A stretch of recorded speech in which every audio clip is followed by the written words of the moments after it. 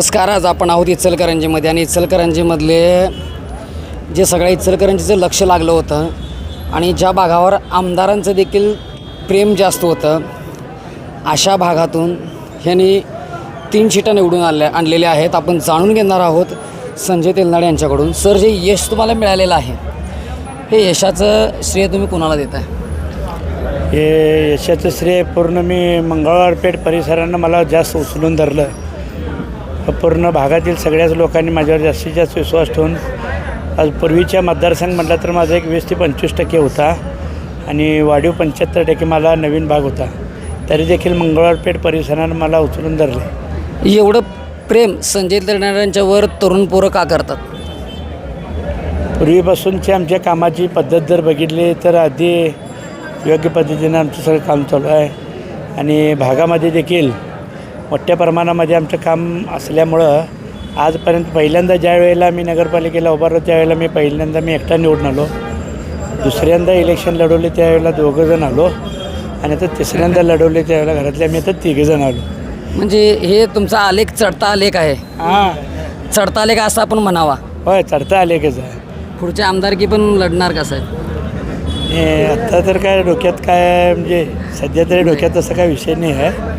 पण ज्या त्यावेळेचा विषय ज्या त्यावेळेला तुमच्या भागावर आमदारांचं एक विशेष प्रेम होतं. प्रेम असायचं कारण काय?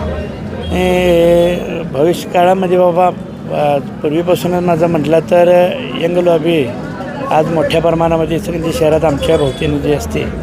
आज आमच्या कामाची पद्धत म्हणा, आमचं ग्रुपिंग एक हिंदुत्व चेहरा म्हणून जास्तीत जास्त मुलं एकत्रित येतात की भविष्य काळामध्ये कुठंतरी त्यांना अडचण होणे असं त्यांना वाटत असेल.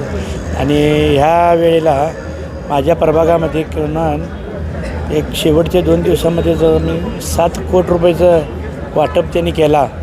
पण जनतेनं दाखवून दिलं की पैसा सर्वश्रेष्ठ नाही तर काम करणारा माणूस सर्वश्रेष्ठ आहे. हे आकडे तुम्ही सांगता, हे आकडे नेमके तुम्हाला येतात कोण आणि हे सांगतो कोण? हे जे पुरावे काय आहेत का आपल्याकडे? पुरावे म्हणजे काय, भागात कित्येक चर्चा होती फक्त.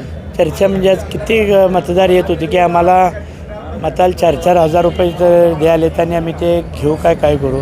मी पूर्वीपासूनच भाषणामध्ये सांगितलेलं की पैशाचा लक्ष्मीचं दर्शन अतिशय मोठ्या प्रमाणात होणार आहे आणि ते प्रत्येक उमेदवार जर म्हटलं तर निवडून येण्यासाठी पैसे खर्च करत असतात. पण तेलनाड्यांना पाडण्यासाठी अति मोठ्या प्रमाणामध्ये पैशाचा पाऊस करणार ह्या पूर्वीपासूनच आम्हाला त्या गोष्टीची कल्पना होती आणि त्याच पद्धतीनं झालं.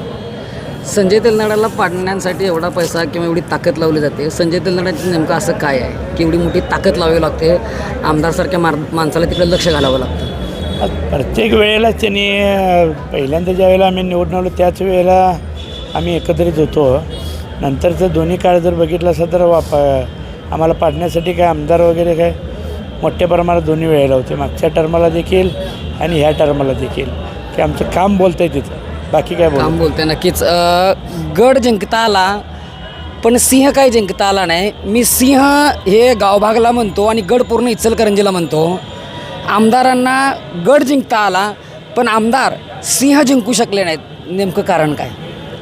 म्हणजे आता सिंह म्हटल्यानंतर जर तुम्ही त्या गावभागातले लोक किंवा तुम्ही म्हणा सर्वजण, जर आम्ही जर म्हणत असेल तर आमच्या कामाचीच पद्धत इतकी चांगली आहे की लोकांना काम महत्त्वाचं आहे. आमदार किंवा खासदार म्हटलं तर बाबा त्यांच्याकडे फार क्वचित लोकांची कामं निघतात. पण आत्ताच्या वेळेला म्हटलं तर नगरपालिकेच्या माध्यमातून बाबा रोजची ज्या समस्या असते त्यासाठी नगरसेवकाकडे जावं लागते.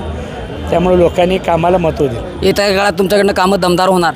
दमदार म्हणजे काय, पूर्वीपासून आहे त्याच्या देखील डबल 100 पटीनं.